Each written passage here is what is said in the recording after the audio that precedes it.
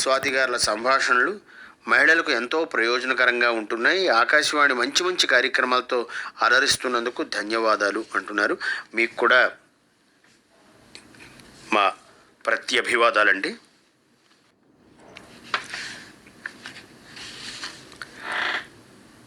ఎం శంకర్ గారు కుమరాం గ్రామం జామి మండలం నుండి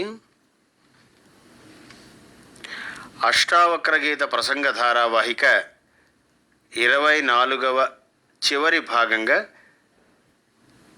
25 జూన్న ప్రసారం చేశారు. డాక్టర్ ఎం ప్రశాంత్ శర్మ గారు 20 ప్రకరణాలు అధ్యాయాల సంగ్రహసారం ఆఖరి భాగంలో వినిపించారు.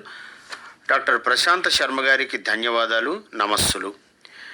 24వ తేదీ జూన్ని సంధ్యారాగం విశిష్ట అతిథి డాక్టర్ పరిటి సూర్యనారాయణమూర్తి గారితో శ్రీ ఎన్ సుధాకర్ రెడ్డి గారు ఖనిజ సంపద తెలుసుకోవలసిన విషయాల అంశంపై పరిచయ కార్యక్రమం ద్వారా విలువైన సమాచారాన్ని అందించారు. 81 సంవత్సరాల వయసులో కూడా శ్రీ సూర్యనారాయణమూర్తి గారి చురుకుదనం, అపార అనుభవం, జ్ఞానం నన్ను అబ్బురపరిచాయి. సూర్యనారాయణమూర్తి గారికి, సుధాకర్ రెడ్డి గారికి ధన్యవాదాలు, నమస్సులు అంటున్నారు. కవనం విజయం గురించి రాస్తూ, గత పక్షం కవన విజయంలో ఇచ్చిన సమస్య కూరను చేసే పచ్చడిగా కూరిమితో రసకుల్యలూరగన్ బాగుంది. ఏ కూరలు ఎలాంటి పచ్చళ్ళుగా అందుతాయని ఎదురు చూశాను. నిరీక్షణ ఫలించింది. పూరణలు వీణుల విందుగా, అన్న అధరువు భలే పసందుగా అందించిన కవి పండితులకు, కార్యక్రమ నిర్వాహకులు శ్రీ రాంభట్ల నృసింహశర్మ గారికి ధన్యవాదాలు, నమస్సులు.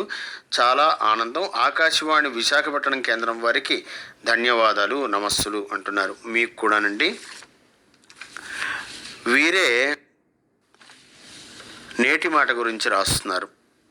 ఎం శంకర్ గారే. ముగ్గురు విశిష్ట వ్యక్తిత్వమూర్తుల మూర్తిమత్వం నేటి మాటగా, మన్యం వీరుడు విప్లవజ్యోతి అల్లూరి సీతారామరాజు గారి జయంతి, శ్రీ వివేకానందుల వారి వర్ధంతి, భారతదేశ జాతీయ పతాక రూపశిల్పి శ్రీ పింగళి వెంకయ్య గారి వర్ధంతి సందర్భంగా రాంభట్ల నృసింహశర్మ గారి వ్యాఖ్యానం నన్ను అబ్బురపరిచింది. సందర్భం వేరు, మహనీయులు వేరు, అయినా ఒకదానితో మరొకటి జోడించి త్రివర్ణ పతాకగా ఆవిష్కరించే ప్రయత్నం సఫలీకృతం అవ్వడం శ్రీ రాంభట్ల నృసింహశర్మ గారికే చెల్లింది. అలాగే విశ్వనట చక్రవర్తి ఎస్వి రంగారావు గారి జయంతి సందర్భంగా వారి జీవిత విశేషాలు, శ్రీ రాంభట్ల వారి స్వర విన్యాసం, కీర్తిశేషులు రంగారావు గారు కృత్రిమ మేధ ప్రక్రియ ద్వారా వినిపించారా అనిపించింది. శ్రోతలు వారి మనోనేత్రంతో రంగారావు గారిని చూసేలా చేసింది. రాంభట్ల నృసింహశర్మ గారికి అభినందనలు, నమస్సులు. తప్పకుండానండి, మీ అభినందనలు, నమస్సులు అన్నీ కూడా వారికి అందుతాయి. గత వారాల్లో చిలకమర్తి లక్ష్మీనరసింహం, బలివాడ కాంతారావు గారి రచనావ్యాసంగా విశేషాలు తెలియజేసిన ప్రసంగకర్తలకు అభినందనలు. ఎన్ సుధాకర్ రెడ్డి గారు పొలం పనుల కార్యక్రమం ద్వారా అందిస్తున్న వ్యవసాయ సలహాలు, సూచనలు రైతాంగానికి ఎంతో ఉపయోగకరం. వారికి ధన్యవాదాలు, నమస్సులు. యువవాణి కార్యక్రమాలు యువతకు ఉపయుక్తంగా ఉండేలా రూపొందించగలరు.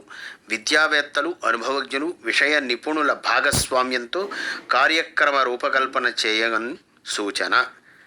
ఆకాశవాణి విశాఖపట్నం కేంద్రం వారికి ధన్యవాదాలు, నమస్సులు అంటున్నారు. ఎం శంకర్ గారు కుమరాం గ్రామం నుండి ఈ బృహల్లేఖను రాశారు. ఇంకా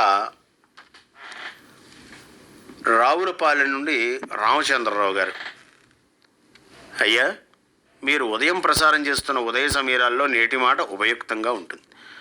జూన్ 1వ తేదీ మహల్ నోబిస్ కమలాకర కామేశ్వరరావు గారుల గురించి, బలిజేపల్లి లక్ష్మీకాంతం, బీసీ రాయ్, ఇంటూరి, దేవరకొండ బాలగంగాధర్ తిలక్ గార్ల జీవిత విశేషాలు విజ్ఞానదాయకంగా ఉన్నాయి.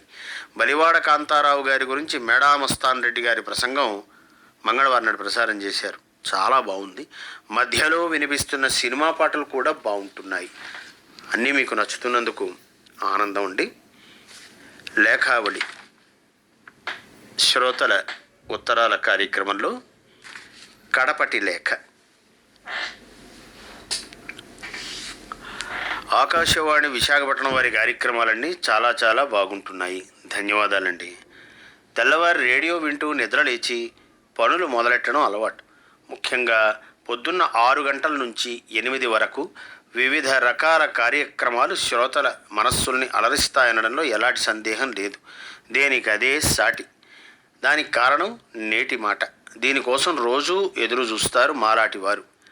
అల్లూరి వారి గురించో, జగ్గయ్య గారి గురించో, రావు గోపాలరావు గారి గురించో లేదా ఎస్వి రంగారావు గారి గురించో వినాలంటే వారి గళంలోనే వినాలి. పదాల కథన రంగంలో అక్షరాల కత్తులు దూస్తారు. పదప్రయోగాలతో మనుషుల్ని తెలుగు పదాలతో నింపేస్తారు. పోనీ అవేమన్నా మనల్ని బాధ పెడతాయా అంటే పూలబంతుల్లా ఉంటూ పదప్రయోగాల సువాసనల్ని వెదజల్లుతూ ఉంటాయి. ఇంకా ఇంకా వినాలని ఎదురు చూసేలా ఉంటాయి. ఇక వారి గళంలో లేఖావళి ఎలా ఉంటుందంటే, రాసిన కొద్దీ రాయాలనిపించే మాకు అక్షరాలే కరువైతే వారికి మాత్రం పుంఖానుపుంఖాలుగా ఊరుతూనే ఉంటాయి. ఇక పద్యాలైతే వారు చదివే తీరు అలతి పదాలతో ఆహా అనిపించకపోదు కొత్తగా వినేవారెవరికైనా. ఏ దేవుడి గురించి పద్యమో ప్రత్యక్ష వ్యాఖ్యానమో చేస్తే స్వామి అమ్మవార్లతో కలిసి నడిచి రావాల్సిందే. ఇక ఆశువుగా చదివే పద్యాలు మాలాటి వారిని రేడియో వైపు నడిపిస్తాయనడంలో అతిశయోక్తి కాదేమో.